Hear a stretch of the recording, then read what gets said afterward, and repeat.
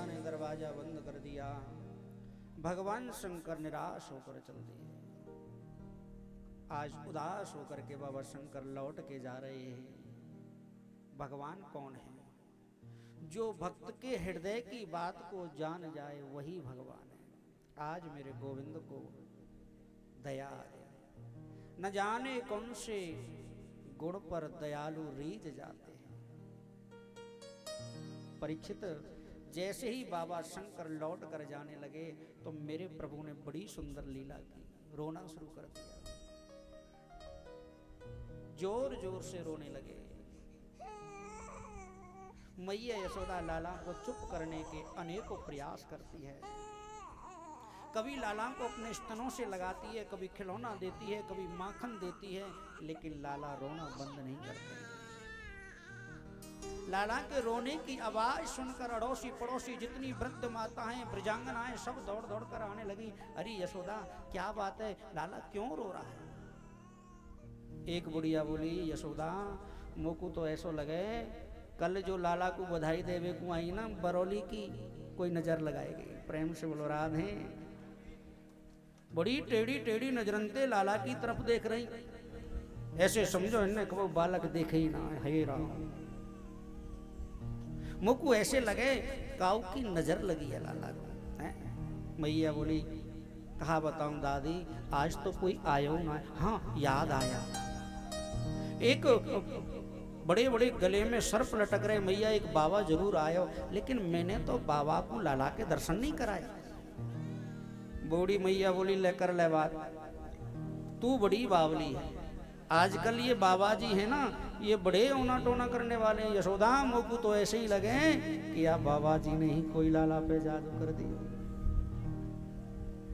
दासियों से कहा जाकर के देखो बाबा कहीं मिले तो उसे लेकर आना। दासी दौड़ करके गई और बाबा को आवाज लगी, भो भो साधु क्षणम तिष्ठ मन चंतामपनाशय। अरे बाबा रुक जाओ, अरे सुनो बाबा रुको रुको। शंकर भगवान ने पीछे को मुड़कर देखा तो मैया यशोदा की दासी दौड़ कर आ रही है। कहो देवियों। अच्छा बाबा एक बात बताओ, हमने सुना था आप मैया यशोदा के लाला के दर्शन करने गए। बोले गया था, और उन्होंने आपको लाला के दर्शन नहीं कराने दिए। अब आपको मालूम है लाला को नजर लगी है, न जाने कोई टोना हुआ है, लाला बहुत रो रहे हैं, चुप नहीं हो रहे। अब आप ये बताओ, कोई नजर वजर उतारना जानते हो क्या? बाबा बोले, कर लो बात। अरे हमारा तो अगर देखा जाए तो ये तो अपना पूरा पूर्वजों का काम ही ये, हमारे बाबा पर बाबा, हमारा काम ही केवल नजर उतारने का है। और सुनो देवी, हमने जिसकी एक बार नजर उतार दी ना, फिर जीवन में उसे कभी नजर लगती नहीं है। ऐसी बात है बाबा। और भी कुछ जानते हो? क्यों नहीं जानते? भूतकाल, भविष्यमान काल, वर्तमान काल। अरे देवी, एक बार हमने जिसकी रेखा को देख लिया फिर उसे कभी कोई कष्ट नहीं होता।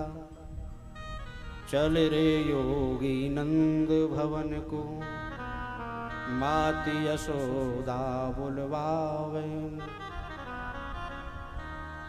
कि चल रे योगी नंद भवन को माती यशोदा बुलवावे।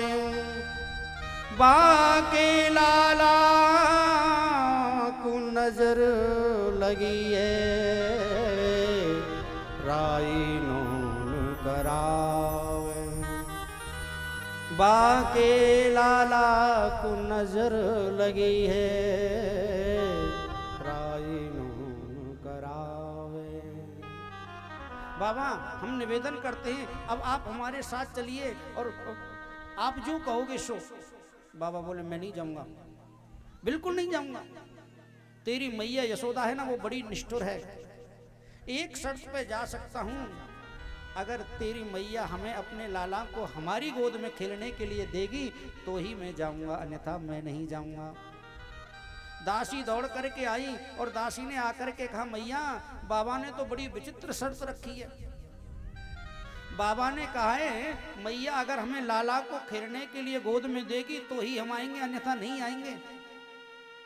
एक बात कहूं, माँ का हृदय बड़ा ही वात्सल्यमय होता है। पड़ोसी का बालक या पड़ोसी बालक को कुछ कहे तो उसके सीने पर चढ़ के खून पीने का इरादा करती है। और बालक जब बीमार होता है ना तो उसके सीने को पकड़ करके उसको इंजेक्शन लगवा देती है। जिस कार्य को करने से अपने बच्चे की भलाई होती है उस कार्य को करने में माता विलंब नहीं करती। यशोदा ने कहा, अरे देवियों जल्दी जाओ, बाबा से कहना जी भर के यहाँ पर दीदार करे, खूब यहाँ पर लाला को खिलाए, लाला को आशीर्वाद दे, बुला के लाओ। ब्रज की गोपियों ने कहा, बाबा अब विलंब मत करिए, हमारी मैया यशोदा ने कहा है कि तुम्हें लाला खेलने को दिया जाएगा। लंबे लंबे पैर रखते हुए भगवान शंकर आज मेरे गोविंद की झांकी के लिए तरस गए और दौड़ कर आए। परीक्षित मेरे गोविंद के दर्शन करते ही एकदम से समाधिस्थ हो गए। मैया बड़ी दूर से लालसा लेकर के आया था, ला मुझे तू लाला को गोद में दे, मैं तो देखता हूं कौन सा कष्ट लाला को स्पर्श करेगा। परीक्षित मैया यशोदा ने जैसे ही लाला को गोद में दिया तो लाला तो किलकारी मार कर हंसने लगा। और जैसे ही लाला ने हंसना शुरू किया परीक्षित तुरंत से मैया यशोदा ने लाला को गोद से ले लिया और कहा, बाबा मेरो लाला तो ठीक हो गया।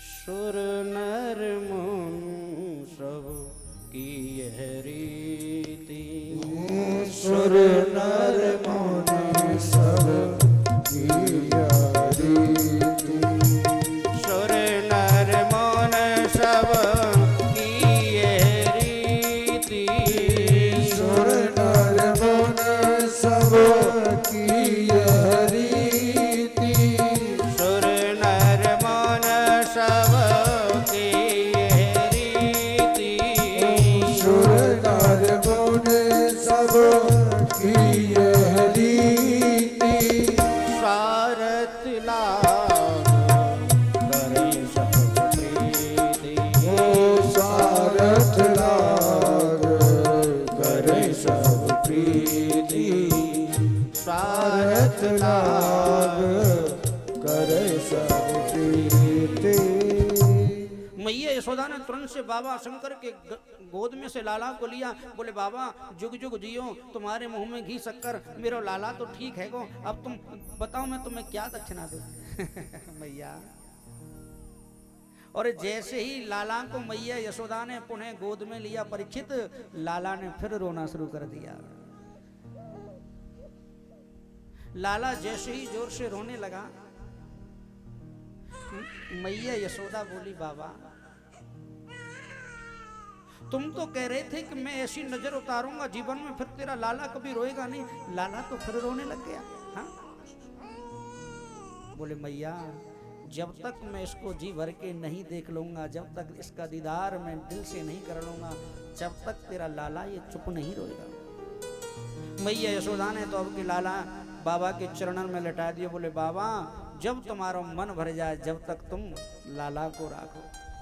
और मेरा तो ऐसा मन करता है बाबा अब आप जाओ ही नंद भवन में रहो। बोले, मैया बात तो सही कह रही है।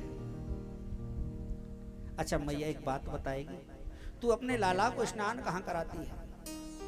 बोले, बाबा मैं ये यहाँ स्नान कराती हूँ। तो देख मैया, ये स्नान करने का जल इस नाली से निकल कर जाता है ना, इस नाली में एक शिवलिंग की स्थापना कर दे माँ। तू जब अपने लाला को स्नान कराएगी और तेरे लाला के स्नान करने का जल जब शिवलिंग के ऊपर होकर जाएगा ना मैया, सच कहता हूँ तेरे लाला को कभी कोई कष्ट स्पर्श नहीं करेगा। मैया ने हाथ जोड़कर कह दिया, रह रे योगी नंद भवन में, ब्रज में वासो कीजय, जब जब मेरो लाला रोवे, तब तब दर्शन दीजे। कि रह रे योगी नंद भवन में, ब्रज में वासो कीजे, जब जब मेरो लाला रोवे, तब तब दर्शन दीजे। तुरंत लाला की झांकी को बसाया हृदय में। और अब क्या कह रहे हैं भोले भंडारी, आनंद बरस रहा है मोहन तेरी गली में, आनंद बरस रहा है मोहन तेरी गली में। मोहन तेरी गली में, कान्हा तेरी गली में, मोहन तेरी गली में, कान्हा तेरी गली में। आनंद बरस रहा है मोहन तेरी गली में। आनंद बरस रहा है मोहन तेरी गली में। बंसी वाले शाह मेरे मुरली वाले शाह, बंसी वाले शाम मेरे मुरली वाले शाम, बंसी वाले शाह मेरे मुरली वाले शाह, बंसी वाले शाम मेरे मुरली वाले शाम। आनंद बरस रहा है मोहन तेरे गले में। आनंद बरस रहा है मोहन तेरी गली में। आनंद बरस रहा है मोहन तेरी गली में, मोहन तेरी गली। भगवान की झांकी को हृदय में बसाकर सत्यो हृदय वरुद्यते यत्र कृतवी सुश्रु वितक्षणात्, उसी समय पर कैलाश के लिए चले गए। सुखदेव जी कहते हैं परीक्षित, लाला के रोज रोज के उत्सवों के चक्कर में नंद बाबा तो नामकरण करवाना ही भूल गए। हाँ, और यहां पर वसुदेव जी ने गर्गाचार्य जी को बड़े अच्छे तरीके से समझाया। आप गोकुल में जाएं, दोनों बालकों का नामकरण संस्कार करके आएं, और सुनो, कहीं किसी भी तरीके से नंद बाबा को ये ना पता चल जाए कि छोटे वाला भी मेरा है। हाँ, बोले बिल्कुल सही कहा आपने। और गर्गाचार्य जी इधर उधर भ्रमण करके नंद बाबा के यहाँ पहुंचे। नंद बाबा ने कहा आओ, स्वागत है, बड़े दिन में आपका पदार्पण हुआ है। आप जैसे संतों के चरण जब जब पढ़ते हैं आनंद ही आता है, और आज तो बड़े अच्छे समय पर आप पधारे हो। गर्गाचार्य जी, मेरे घर में दो बालक हैं, एक रोहिणी के गर्भ से जन्म लिया है, एक यशोदा का। पर क्या बताएं, जिस दिन से दोनों का जन्म हुआ है इतनी विपत्तियों पर विपत्तियों के बादल टूट रहे हैं। पूतना आई 7 दिन के थे लाला, थोड़े और बड़े हुए तृणाव्रत आया, शतकासुर आया, रोज कोई ना कोई संकट आ ही जाता है। अब आप देखिए ना, ऐसा कोई उपाय बताइए जिससे कि इनका संकट ही दूर हो जाए। गर्गाचार्य जी बोले दोनों के नाम बताओ, मैं इनकी राशियां देख लेता हूं। हाँ, अब तो नंद बाबा चुप। नंद बाबा बोले नाम कहां से बताएं, नाम तो हमने अभी रखवाया ही नहीं। पूरी 1 साल हो गई, अभी तक हमने दोनों बच्चों का नामकरण संस्कार ही नहीं करवाया। अब नंद जी जब तक नाम नहीं होगा तो कैसे राशिफल देखेंगे। नंदी जी बोले तो इसमें कौन सी बड़ी बात है, नाम रखने वाले हते हैं और जिनका नाम रखना है वो भी हते हैं। बोले नहीं नहीं नहीं, मैं तुम्हारे बच्चों का नामकरण संस्कार तो नहीं कर सकता। बोले क्यों? यदुनाम महचार्य ख्यातस्य भव सर्वतः श्रुतं मया संस्कृतं ते मन्यते देवकी सुतम्।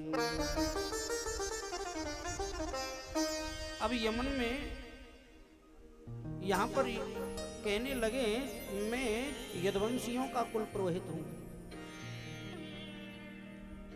और यदुवंशियों में भी सबसे ज्यादा मैं वसुदेव जी के घर का कुल पुरोहित हूँ। और नंद जी, अगर मैंने आपके बेटे का नामकरण संस्कार कर दिया तो सुतम मया संस्कृतम ते मन्यते देवकी सुतम। कंस को पक्का कन्फर्म हो जाएगा कि यही देवकी की 8वीं संतान है। हाँ, एक शर्त पर मैं आपके बच्चों का नामकरण संस्कार कर सकता हूँ, पड़ोसियों को भी पता ना चले, दोनों बच्चों को लेकर तुम गौशाला में आ जाओ तो मैं तुम्हारे बच्चों का नामकरण संस्कार कर सकता हूँ। नंद जी बोले इसमें कौन सी बड़ी बात है, आप चिंता ना करो, आप गौशाला में पधारिए, मैं दोनों बच्चों को लेकर आ रहा हूँ। दौड़ कर गए देवी यशोदा, तुमको मालूम है हमारे घर में 2-2 बालकन को जन्म हुए, दोनों में से अभी तक हमने किसी का नामकरण भी नहीं किया। तुमको मालूम है मथुरा से गर्गाचार्य जी आए हैं। अब गर्गाचार्य जी का नाम सुना तो रोहिणी जी बड़ी प्रसन्न हुई। रोहिणी बोली, बहन यशोदा, इनका बड़ा नाम है, बड़े पहुंचे हुए आचार्य जी हैं ये। क्योंकि ये जो रोहिणी है ना, ये वसुदेव जी की ही पत्नी है, वसुदेव जी की 7 पत्नी थी। यशोदा बोली, इतने पहुंचे हुए पंडित जी हैं तो अगर आप कहो तो हम इनकी परीक्षा ले लें। हाँ, माताएं जो होती हैं ना बड़ी चतुर होती हैं। क्या किया मालूम? मैया यशोदा ने रोहिणी के लाला को गोदी में ले लिया और मैया रोहिणी ने यशोदा के लाला को गोदी में ले लिया। दोनों बालकों को अदला बदली करके मैया जैसे ही गौशाला में पहुंची, नंद बाबा ने देखा, बोले ये क्या है? बोले अब तुम चुप रहो, तुम नहीं बोलोगे। अरे यहाँ पर परीक्षा भी तो करनी है, पंडित जी की कोई ऐसे ही है कि खड़िया पलटन है कि अच्छे विद्वान है? गर्गाचार्य जी बोले, बताइए नंद जी, पहले कौन से बालक का नामकरण संस्कार किया जाए? नंद बाबा बोले, यशोदा बड़ी है, यशोदा की गोद में जो बालक है ना उनका नामकरण संस्कार कर लो। हाँ, यशोदा आगे आई, रोहिणी के लाला को लेकर के बैठी। मेरे गोविंद ने मेरे गर्गाचार्य जी ने गोविंद को निहारा, देखते ही सब समझ गए ये वही टेढ़ी टांग वाला है। न चांतर न बहिष्यर न पूर्वा परम न पचा परम, न जिसकी आदि का पता, न अंत का पता, न मध्य का पता। आज मुझे उस ब्रह्म का नाम रखने के लिए यहाँ पर सौभाग्य प्राप्त हुआ है। और बोले, देवी यशोदा, तेरी गोदी में ये जो बालक है, ध्यान से सुनना। बोले, बोलो बाबा क्या कहना चाहते हो? कि अयम ही रोहिणी पुत्र हूँ रमयन सुहृदयो गुणहि, कि अयम ही रोहिणी पुत्रो रमयन सुहृदयो गुणहि, आख्यास्ते रामित बलाधिक्यादि बलम विदः। देवी यशोदा, तुम्हारी गोद में ये जो रोहिणी को लाला है, हे भगवान, जैसे ही कहा कि रोहिणी का लाला है, मैया यशोदा गदगद हो गई और गले से हाथ से अंगूठी निकाल करके बोली, बाबा तुम्हारे चरणों में छोटी सी भेंट, जुग जुग जियो तुम। तेरी गोद में ये जो रोहिणी को पुत्र है ना मैया, इसका नाम होगा राम। आख्यास्ते राम इत बलाधिक्याद बलम विद्वा। लेकिन बल की अधिकता होने की वजह से लोग इसको बोलेंगे क्या? बलराम। बोलिए बलराम जी महाराज की। और मैया इसका एक नाम और होगा, क्या? बोले संकर्षण। क्योंकि पहले ये मैया देवकी के गर्भ में था और देवकी के गर्भ से घर्षण करके जब इसको माता रोहिणी के गर्भ में भेजा गया तो इसका नाम होगा संकर्षण। और मैया तेरी गोद में ये जो बैठा है इसके क्या नाम बताऊं? इनके नाम अनेक अनूपा। विष्णु सहस्त्र नाम में इनके नाम, गोपाल सहस्त्र नाम में इनके नाम, क्या नाम बताऊं मैया इसका है? देखा मैया, मैं इसको गोदी में लेकर बताता हूं। और सुन मैया, बहूनि सन्ति नामानि रूपाणि च सुतर्ष्यति, गुणकर्माण रूपाणि तान्यं वेद नो जना। मैया, जो इसको जिस नाम से पुकारेगा इसका वही नाम होगा। इनके नाम अनेक अनूपा। बोले बाबा एक आध तो ऐसा धर जाओ जो नु कह दी जाए कि हमारे आचार्य जी ने ई नाम रखे। मैया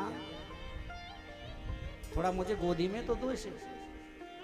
और जैसे ही गर्गाचार्य जी ने कृष्ण को गोदी में लिया, परीक्षित गर्गाचार्य की समाधि लग गई। हाँ, गर्गाचार्य जी ना हिलते हैं, ना आंख टिमटिमाते हैं, मुंह खुला की खुला, आंख खुली की खुली, सांस बंद। पंडित जी कछु बोलो तो सही। रोहिणी देखियो बड़ी देर है गई, पंडित जी ना हल रहे, ना पलक चला रहे, ना मुंह झपझपा रहे, कहा बीमारी है। रोहिणी ने गर्गाचार्य जी के एकदम नाक के पास से हाथ लगाया, कभी आंखों के पास हाथ लगाती है। तो रोहिणी बोली, बहन मोकू तो ऐसो लगे कि पंडित जी पधार गए दी से। मैंने पहले ही कहा था, न जाने कहां से गैल चलते हुए पंडित जी को ले आए। अब किसी को पता चलेगा कि यशोदा के लाला का नामकरण संस्कार करने वाला पंडित पधार गया।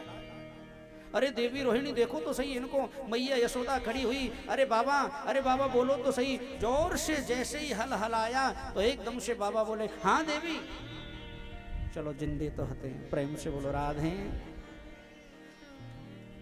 बाबा क्या हो गया था तुम्हें? बोले मैया हुआ कुछ नहीं था, मैं इनकी भाग्य रेखाओं को देख रहा था। मैं बोला कहीं गलती नहीं हो जाए, इसलिए मैं बड़ी सावधानी से देख रहा था।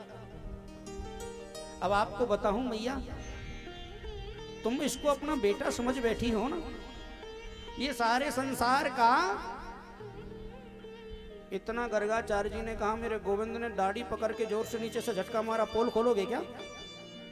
मालूम है मैया को अगर पता चल गया हम भगवान ने उठा करके हमको किसी अलवारी में या आरे में रखे, 2 चनोरी सुबह 2 चनोरी शाम, इससे ज्यादा कुछ मिलने वाला नहीं। अगर भगवान वाकई में भोजन ग्रहण करने लग जाए ना, तो लोग भोग लगाना ही भूल जाए। हाँ, एक भक्तमाल की बड़ी सुंदर कथा आती है भोले भगत की। नाम था भोले, बड़ा हट्टा कट्टा शरीर, खाने में बड़े तेज, आधे में पूरा घर और आधे में भोला अकेला। और सुनो, जब भोजन की थाली पे बैठता, घर में शादी हुई नहीं थी, फक्कड़ था, भाभी या भोजन बनाती थी। भोजन करते करते क्या कहता मालूम है? बोले दाने दाने पे लिखा है खाने वाले का नाम। भाभी बोली बोरी बोरी पे लिखे हो खावे वाले। अब जब घर वाले उल्टे सीधा बोलने लगे तो भोला ने सोचा अब घर छोड़कर सन्यास ही ले लेना चाहिए। लेकिन बाबा जी उसी जगह पर जाके होंगे जहां चकाचक मिले, खाने के लिए ही तो हो रहे हैं। बाबाजी बनना और बाबाजी होना दोनों में बड़ा अंतर है। प्रेम से बोलो ना, ऐसे काम नहीं चलेगा। राधे। घर में हुई खटपट, चलो बाबा के मठ पर। बाबा ने काट दी चोटी और कह दी मांगला बेटा रोटी है गो बाबा जी। हाँ, भोला निकला और भोला जैसे ही गया, जाकर के देखा गांव के बाहर बड़े हट्टे कट्टे मोटे मोटे साधु संत आए हुए हैं। उनको देखकर लगा बड़े मोटे हट्टे कट्टे साधु संत हैं, ये बहुत खाते होंगे। अब ये तृणाव्रत और भगुड़ा तो आएगा, क्यों गोवर्धन पूजा के दिना तो इंद्र उदम करता ही है? ये तो जोर लगाएगा ही, लेकिन ये बैठे ना, ये सब शांत कर देंगे। प्रेम से बोलो राधे। बड़े साधु संतों को देखकर बोला भैया हमें चेला बना लोगे क्या? बोले गुरुजी से मिलो हमारे से। गुरुजी के पास में गया तो गुरुजी और ज्यादा हट्टे कट्टे। भोला ने मन में विचार किया, गुरुजी हट्टे कट्टे हैं तो खाने पीने की व्यवस्था भी यहाँ पर अच्छी ही होगी। गुरुजी के पास गए, गुरुजी से बोले गुरुजी हमें अपना चेला बना लो, गुरु दीक्षा दे दो। गुरुजी बोले बन जाओ, पर गुरुजी ये बताओ खाने पीने का क्या सिस्टम है? हाँ। बोले 2 टाइम रसोई चलती है, खूब खाओ। सुबह रसोई होती है, शाम को रसोई होती है, चकाचक। भोला बोले 2 सुबह जो रसोई होती है कितनी पंगत लगती है? बोले 2। बोले दोनों पंगतों में बैठ जाएं तो चलेगा? बोले दोनों में बैठो, क्या फर्क पड़ता है?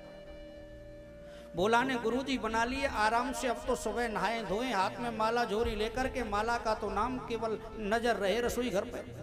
पहली पंगत में सबसे पहले बैठे और फिर घूम घाम के आए, दूसरी पंगत के अंत में बैठ जाए। अब धीरे धीरे आज तक तो बैठे। अगले दिन थी एकादशी, कल की एकादशी है ना। हाँ? अब एकादशी के दिन पूरा एकदम रसोई घर सुनसान। गुरुजी आज रसोई घर में कोई हलचल नहीं है, भोजन नहीं बनेगा। गुरुजी बोले एकादशी का व्रत रहता है, आज तो हमारे जितने भी चेले हैं ना सब एकदम व्रत रहते हैं। भोला भगत हाथ जोड़कर बोला गुरुजी अगर हम एकादशी का व्रत रहे तो द्वादशी हम देख नहीं पाएंगे। अपने बस की नहीं है ये व्रत रहना। व्रत रहते तो घर पे रहते ना, यहाँ बाबा जी बन के क्यों आते? गुरुजी को हंसी आई। गुरुजी ने चेलाओं से बोला एक काम करो, इसको 2-5 किलो आटा दे दो, 2-5 किलो गुड़ दे दो, नमक चीनी चावल सब कुछ दे दो। और कहा फिर भी एक बात है, आप आश्रम में तो बना नहीं सकते, यमुना जी के किनारे पे चले जाओ बना लेना, लेकिन एक बात याद रखना, बना करके भोग जरूर लगा देना। बोले किसका लगाऊं? बोले रामचंद्र जी का। रामानंदी संत थे। अब गया बेचारा, कहीं से लकड़ी ढूंढी, कहीं से ईंट ली, चूल्हा बनाया, 2-4 टिक्कर उल्टे सीधे बनाए, मरता क्या नहीं करता। अब भोजन बनकर तैयार हो गया तो भूख का बेग और बढ़ गया, भूख लगने लगी। याद आया गुरुजी ने कहा था रामचंद्र जी का भोग लगा देना, और भगवान राम को बुलाने लग गया। मेरे राम आइए, प्रभु राम आइए, मेरे भोजन का भोग लगाइए। राजा राम आइए, मेरे राम आइए, मेरे भोजन का भोग लगाइए। राजा राम आइए, प्रभु राम आइए, मेरे भोजन का भोग लगाइए। राजा राम आइए, मेरे राम आइए, मेरे भोजन का भोग लगाइए। अब बोला तो भगवान नहीं आए, भगवान तो भाव के भूखे होते हैं। बोला कहता है भूख हमको जोर से लग रही है, गुरुजी ने कहा था इसलिए हम तुमको बार बार बुला रहे हैं। अब आपके मन में ये शंका हो कि आश्रम में आज तुम्हें कुछ मिलेगा, तो आश्रम में कुछ मिलने वाला नहीं है। हाँ, आश्रम में तुम रोज चकाचक खाते हो इसलिए तुम नहीं आ रहे, तो ये तुम्हारी भूल है। आश्रम में अगर बनता तो मैं यहाँ नहीं बनाता। आखिरी बार बुला रहा हूँ, आना हो तो आना, नहीं मत आना। राजा राम आइए, मेरे राम आइए, मेरे भोजन का भोग लगाइए। राजा राम आइए, मेरे राम आइए, मेरे भोजन का भोग लगाइए। मेरे भोजन का भोग लगाइए। मेरे भोजन का भोग लगाइए। रामे चा जनकात्मजा पुरतो मारुतश्यतुं वंदे।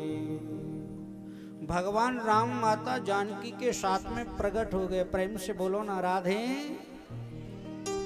अब भोला बार बार भगवान के मुख की तरफ निहारे।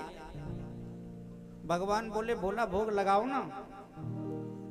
भोला बोले गुरुजी ने तो ये कहा था राम जी का भोग लगा देना, ये किसको साथ में ले आए हैं? बोले ये हमारी पत्नी है सीता जी, हम जहाँ भी जाते हैं हमारे साथ ही रहते हैं। बोले गुरुजी ने तो केवल एक का नाम लिया था, इतना ही राशन लेके आए थे। हैं? आए हो तो चलो ठीक है, भोजन कर लो। दोनों को प्रसादी दी, और प्रसादी देकर बोले एक बात कहूँ, तुम एक आए चाहे 2 आए वो तो ठीक है, लेकिन तुमको भोजन कराने में बड़ा आनंद आ रहा है। हाँ अच्छा एक बात बताऊं, अगली बार मैं आऊंगा तो कितने लोग आओगे आप हमें अभी से बता दो ना, उसी हिसाब से हम गुरुजी से राशन लेके आए हैं। बोले भोला ये तो समय की बात है, हो सकता है ये भी साथ में नहीं आए, कोई मिल जाए तो आ जाए, अपना तो काम ही है। जो हमारी शरण में आ जाए हम उसको ठुकराते नहीं है। बोले हो सकता है ये भी नहीं आए, इसका मतलब तो एक ही आई। फिर मंदिर में गए और आनंद से रहने लगे। अगली एकादशी आई तो बोले गुरुजी वो राशन थोड़ा बढ़वा देना। गुरुजी बोले क्या भूखे रह गए थे क्या? बोले नहीं नहीं नहीं, भूखा नहीं रहा था, आपने कहा था राम जी का भोग लगा देना। अब राम जी के साथ में तो जानकी जी भी आ गई, राशन तो 2 का ही था, 3 में तो फिर थोड़ा गड़बड़ होता है ना। गुरुजी बोले पूरा जीवन निकल